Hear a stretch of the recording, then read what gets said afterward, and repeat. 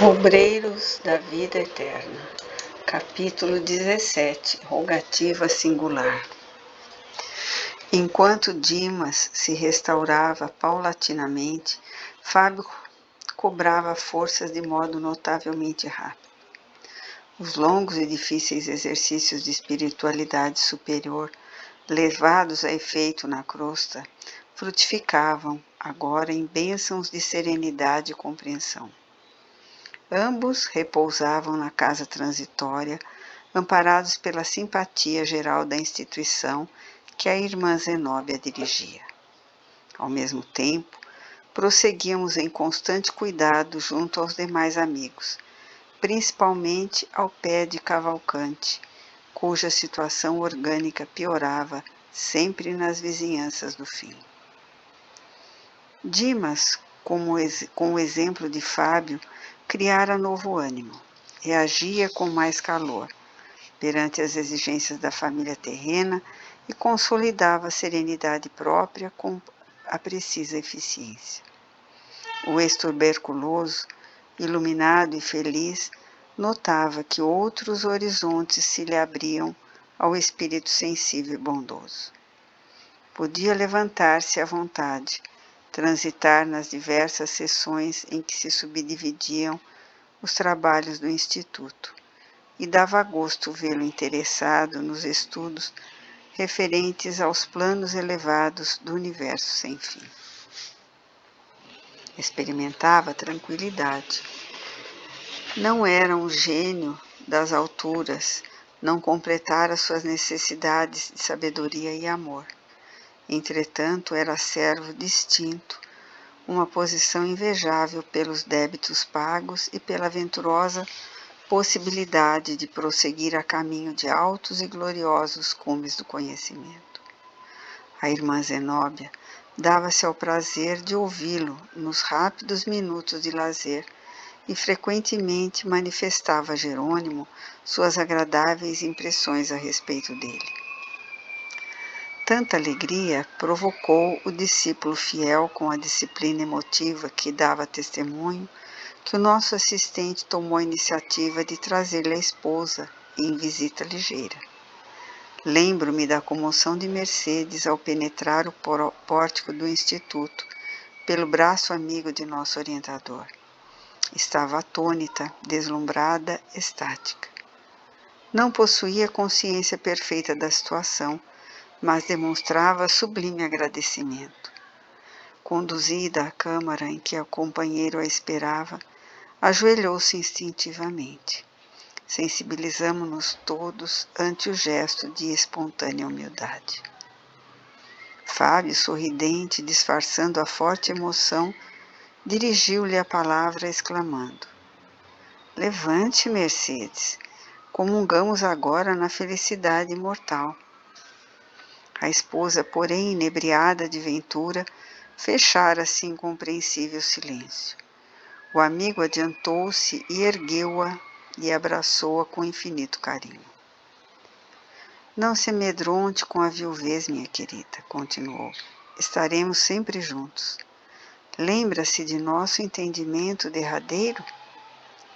Mercedes entreabriu os lábios e fez sinal afirmativo. "Dê-me notícia dos filhinhos", pediu o consorte desencarnado a sorrir. "Nada disse ainda? Por quê? Fale, Mercedes, fale. Mostre-me sua alegria vitoriosa." A esposa fixou nele com mais atenção os olhos meigos e brilhantes e disse, chorando de júbilo: "Fábio, estou agradecendo a Jesus a graça que me concede. Como sou feliz tornando a vê-lo." Lágrimas copiosas corriam-lhe das faces. Em seguida, após curto intervalo, informou: "Nossos pequenos vão bem. Lembramo-nos de você incessantemente. Todas as noites reunimos-nos em oração, implorando a Deus, nosso Pai, conceda a você alegria e paz na vida diferente que foi chamada a experimentar." Outra pausa em que a nobre senhora tentou conter o pranto.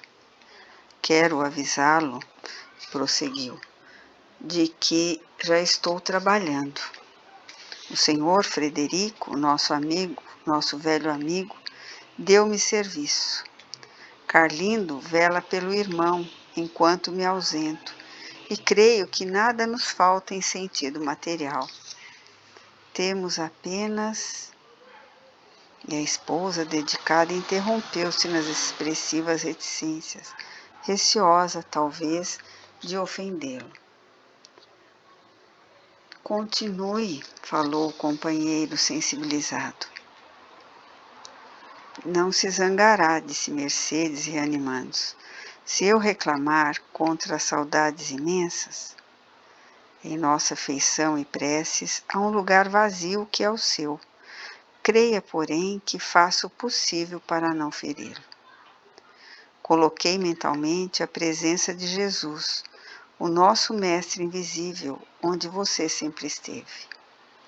Desse modo, sua ausência em casa está cheia de confiança fervorosa nesse amigo certo que você me ensinou a encontrar.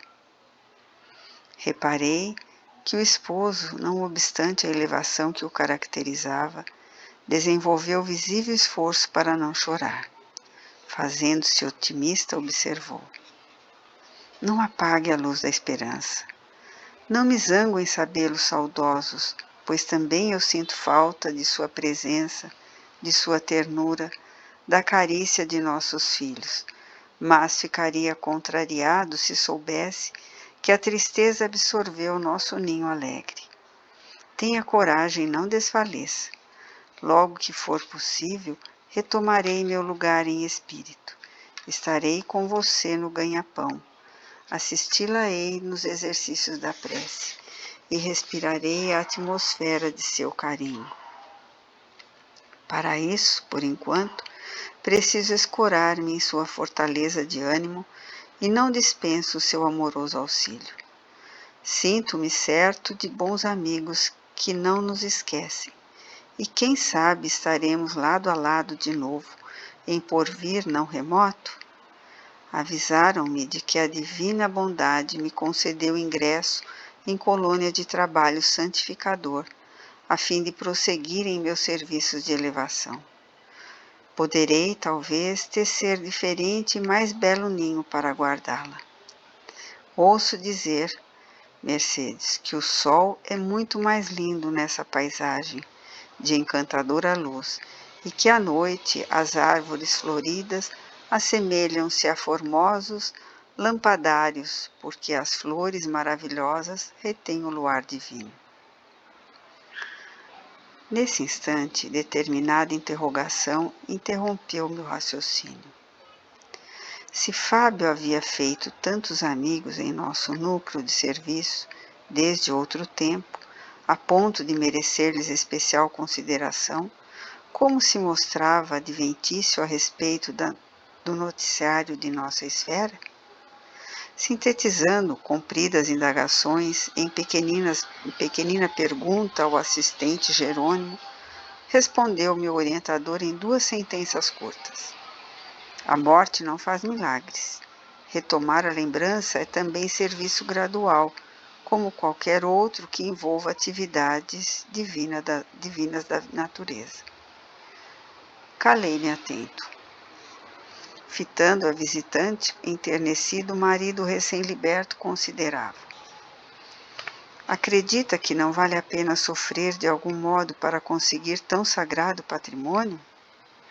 Nossos filhos crescerão depressa, as lutas serão breves, as situações carnais transitórias. Não desanime, portanto. A providência jamais se empobrece e nos enriquecerá de bênçãos. Mostrou à esposa formosa expressão de conforto no semblante feliz e, mobilizando as mais íntimas energias da alma humilde, manteve-se por alguns instantes de mãos postas, como a agradecer a Deus o imenso júbilo daquela hora. Jerônimo fez sinal significativo, avisando em silêncio que findara o tempo da visita. A irmã Zenóbia, que acompanhou a cena comovida, junto de nós, tomou de uma flor semelhante a uma grande camélia dourada e deu-a a Fábio para que presenteasse a companheira. Mercedes recebeu a dádiva, aconchegando-a ao coração. Nosso dirigente aproximou-se de mim e notificou-me. André, acompanhe-nos à crosta. Nossa amiga perdeu grande porção de forças com a emoção e ser-nos-á útil sua cooperação na volta.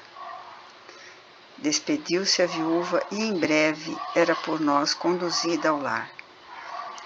E ainda agora, ao relatar a experiência, recordo-me da estranha sensação de felicidade que Mercedes sentiu ao despertar no leito, com a perfeita impressão de guardar a delicada flor entre os dedos. Tudo, pois, corria bem no círculo dos trabalhos que nos foram cometidos, quando nosso mentor foi chamado por autoridade superior de nossa colônia. Esperei impaciente o regresso dele, porque Jerônimo, em desobediência às determinações recebidas, deveria partir imediatamente para entendimento inadiável. Recomendou-nos aguardá-lo em serviço na casa transitória, acentuando que seria breve. De fato, não se demorou mais de um dia, e ao regressar, cientificou-nos da novidade. A irmã Albina fora autorizada a permanecer na crosta planetária por mais tempo, razão porque a desencarnação fora adiada sine die. Certa rogativa influíra decisivamente no assunto. Entrara em jogo imperiosa exigência que nossa colônia examinara com a devida consideração. Em vista disso, renovara-se o programa da missão que trazíamos. Em vez de auxílio para a liberação, a velha educadora receberia forças para se demorar na crosta. Devíamos procurar-lhe a residência sem perda de oportunidade, propiciando ao organismo os possíveis recursos magnéticos ao nosso alcance. Quis perguntar alguma coisa, inteirar-me das particularidades. Todavia, Jerônimo continuava a dizer com proveito tudo o que necessitávamos saber, e não me cabia constrangê-lo a qualquer informação antecipada. Porque se modificar a decisão de tamanho relevo, quem possuía, afinal, tanto poder na oração para ter influência nas diretivas de nossa colônia espiritual? Seria justo o adiamento? Por que motivo determinada súplica impunha a renovação do roteiro a seguir? O assistente percebeu as indagações que me entrechocavam no cérebro e adiantou. Não se torture, André. Saberá tudo no momento oportuno. E traçando sintética programação de serviço, acrescentou. Vamo-nos. Hipólito e Luciana velarão pelos convalescentes. Em caminho, porém, não resisti. Pedi permissão para ouvi-lo de maneira sumária quanto à nova deliberação, e Jerônimo aqueceu esclarecendo. A medida não deve provocar admiração. Ninguém senão Deus detém poderes absolutos. Todos nós, no desenvolvimento das tarefas conferidas às nossas responsabilidades, experimentaremos limitações nos atributos ou no acréscimo de deveres, segundo os desígnios superiores.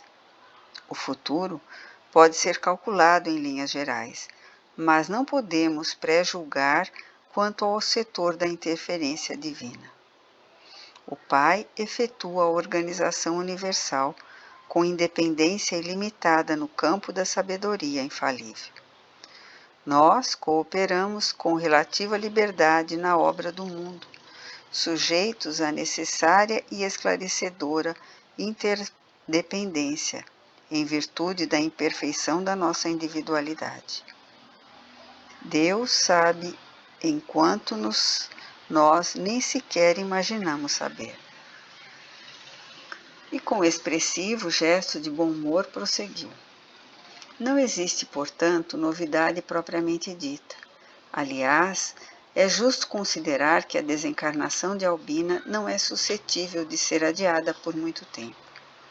O organismo que a serve está gasto, e a nova resolução destina-se apenas a remediar difícil situação, de modo a trazer benefícios para muita gente. A prece, em qualquer ocasião, melhora, corrige, eleva e santifica. Mas somente quando estabelece modificações de roteiro, igual a de hoje, é que paira acima das circunstâncias comuns o interesse coletivo. Ainda assim, a medida prevalecerá por reduzido tempo, isso é, apenas enquanto perdurar a causa que a motiva. Recordei uma experiência anterior, em que observara certo irmão recebendo alguns dias de acréscimo à existência no corpo para poder solucionar problemas particulares e compreendi a alteração à vida. De qualquer modo, porém, minha surpresa não era desarrazoada, porque constituíamos comissão de trabalho definido, com atividades traçadas por superiores hierárquicos.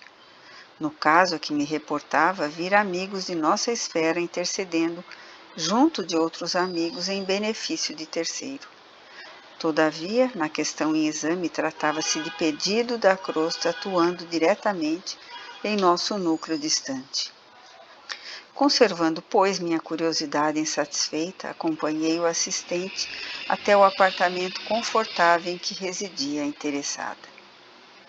Os prognósticos acerca do estado físico da enferma eram desanimadores. Seu espírito, no entanto, mantinha-se calmo e confiante, a despeito da profunda perturbação orgânica. Não só o coração e as artérias apresentavam sintomas graves, também o fígado, os rins, o aparelho gastrointestinal. A dispneia castigava-a intensamente. Chegáramos no instante em que gracioso grupo de jovens, 14 ao todo, faziam em derredor da enferma o culto doméstico do Evangelho. Enquanto oravam, antes dos comentários construtivos, de alma voltada para a sublime fonte da fé viva, atiramo-nos ao trabalho, seguidos de perto por outros amigos de nosso plano ligados à missão da nobre educadora. O ambiente, equilibrado pela prece e pelos pensamentos de elevação imoral, contribuía eficazmente na execução de nossos propósitos. A zona perigosa do corpo abatido era justamente a que situava o aneurisma, provável portador da libertação. O tumor provocara a degenerescência do músculo cardíaco e ameaçava ruptura imediata. Jerônimo, entretanto, revelou-se mais uma vez o médico experimentado e competente de nosso plano de ação. Começou aplicando passes de restauração no sistema de condução do estímulo, demorando-se atencioso sobre os nervos do tônus. Em seguida, forneceu certa quantidade de forças ao pericárdio, bem como às estrias tendinosas, assegurando a resistência do órgão. Logo após, meu orientador magnetizou longamente a zona em que se localizava o tumor bastante desenvolvido, isolando certos complexos celulares e esclareceu. Poderemos confiar em grande melhora que persistirá por alguns meses. Com efeito, fim da complexa operação magnética, observei que o coração doente funcionava com diferente equilíbrio. As válvulas cardíacas passaram a denotar regularidade. Cessou a aflição, o que foi atribuído e de fato com razões ponderosas ao efeito da prece. A Albina sentiu-se reconfortada, mais calma. Fitou comovida as discípulas que se achavam presentes em afetuosa homenagem a ela e considerou satisfeita. Como me sinto melhor, motivos fortes possuía o apóstolo Tiago recomendando a prece aos enfermos. As alunas e as filhas riram-se do contentamento e ergueram em seguida formosa oração gratulatória, emocionando-nos o coração. Contrariando a expectativa geral, a enferma aceitou o oferecimento de um caldo confortante. Em face da alegria que a todos empolgava, perguntei de súbito ao assistente: teria sido a súplica das discípulas o móvel da alteração? Quem sabe? Talvez lhe fizesse falta a venerável professora. Não, não é bem isso, elucidou o mentor. A intercessão das meninas trouxe-lhe a cota natural de benefícios comuns. No entanto, acresce notar que Albina já cumpriu tarefa junto delas. Deu-lhes o que pôde, devotou-se quanto devia. Em virtude da abnegação da enferma, as aprendizes trazem o cérebro cheio de boas sementes. Compete agora às interessadas organizar condições favoráveis ao desenvolvimento intensivo dos tesouros espirituais de que são portadora. Curioso, arrisquei.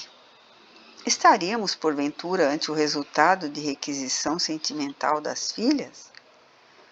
Jerônimo fitou ambas as senhoras que assistiam a doente com deslevada ternura.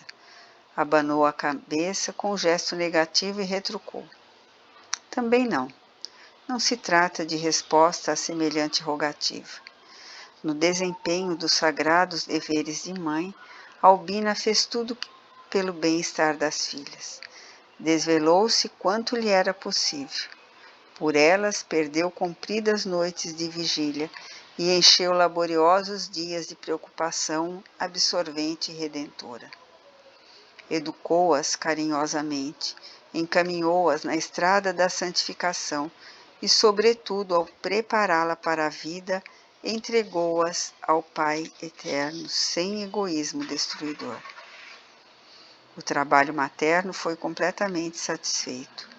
Doravante, cumpre às filhas seguir-lhe o exemplo, imitando-lhe a conduta cristã.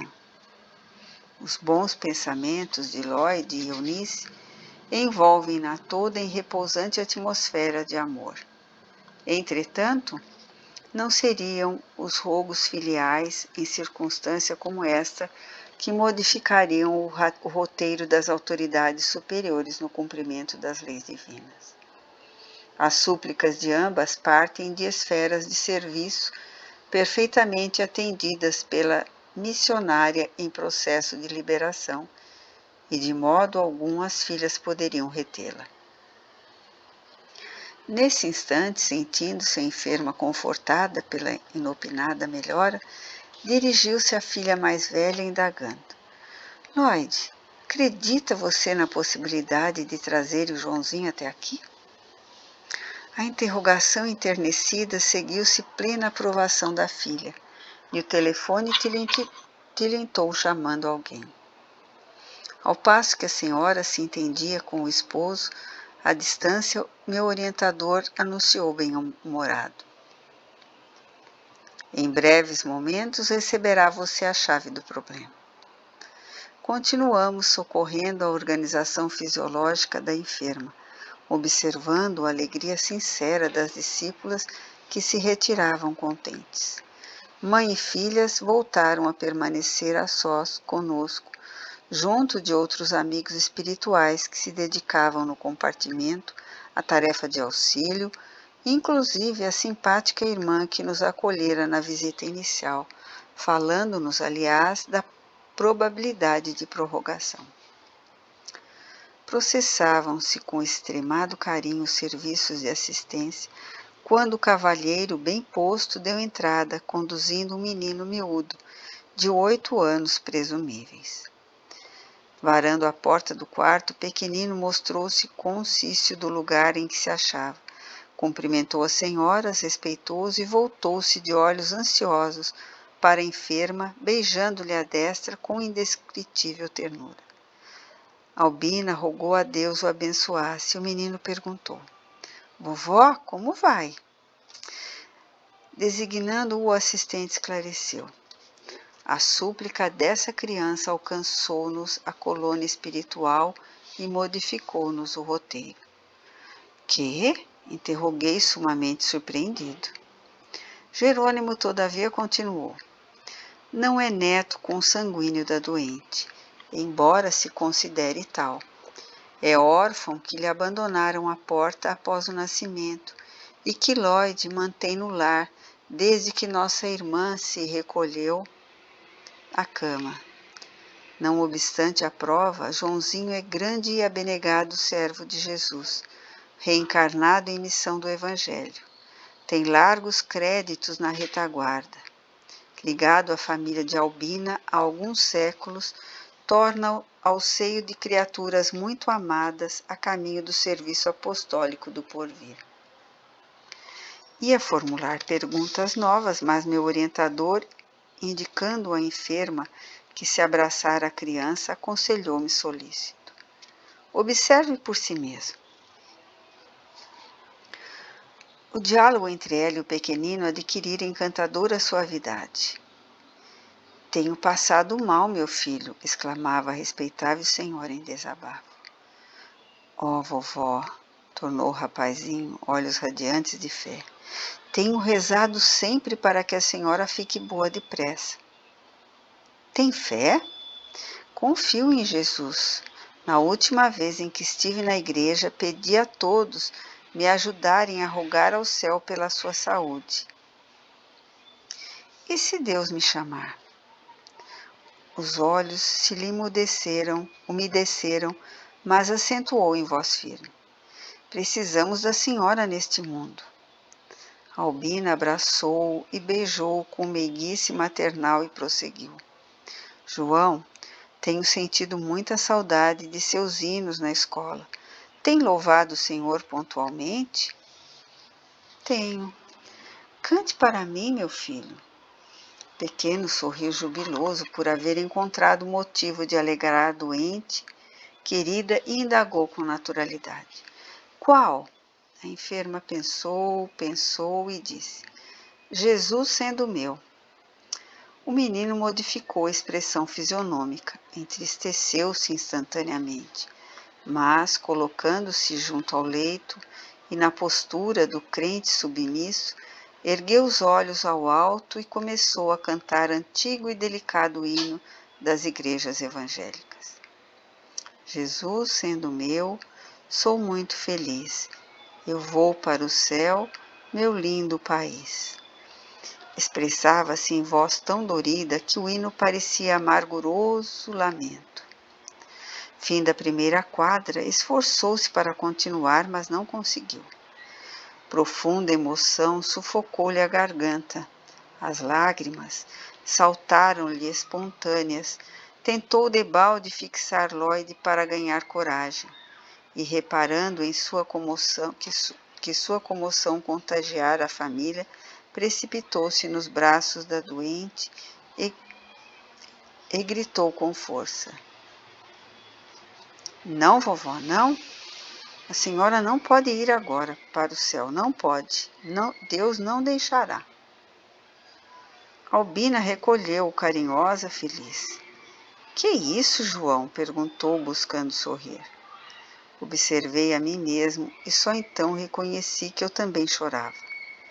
Jerônimo, porém, mantinha-se firme e, rindo-se bondoso, reafirmou. O menino tem razão. Albina não irá mesmo desta vez. Atendendo-me a curiosidade, entrou em explicações finais advertindo. Que você nota de particular em Lloyd? Recorrendo à observação que já levara a efeito, respondi sem hesitar. Reparo que aguarda alguém, uma filhinha que já entrevimos. Desde o primeiro encontro, verifiquei que está em período ativo de maternidade, em véspera da delivrança. Isso mesmo, confirmou o mentor amigo. A prece de João é importante porque se reveste de profunda significação para o futuro. A menina em processo de reencarnacionista é-lhe abençoada companheira de muitos séculos. Ambos possuem admirável passado de serviço à crosta planetária e escolheram nova tarefa com plena consciência do dever a cumprir. Foram associados de Albina em várias missões e muito cedo ser-lhe-ão continuadores na obra de educação evangélica. Não são espíritos purificados, redimidos, mas trabalhadores valiosos, com suficiente crédito moral para a obtenção de oportunidades mais altas. Apesar da condição infantil, o servo encarnado, pelas ricas percepções que o caracterizam, fora da esfera física, recebeu conhecimento da morte próxima de nossa venerável irmã. Compreendeu de antemão que o fato repercutiria angustiosamente no organismo de Lloyd, compelindo-a talvez a claudicar no trabalho gestatório em andamento. A carga de dor moral conduzi-la-ia efetivamente ao aborto, imprimindo profundas transformações no rumo do serviço de que João é feliz portador. Socorreu-se então de todos os valores intercessores nos instantes em que sua alma lúcida pôde operar na ausência da instrumentalidade grosseira que triunfou com as súplicas insistentes, obtendo reduzida dilatação de prazo para a desencarnação de Albina. Sempre comedido nas informações, Jerônimo calou-se, preparando a retirada. A singular ocorrência enchia-me de encantamento e surpresa. E contemplando sob forte enlevo a pequena família em santificado júbilo doméstico, eu chegava à conclusão de que ainda ali, numa câmara de moléstia grave, a oração, filha do trabalho com amor, vencia o vigoroso poder da morte.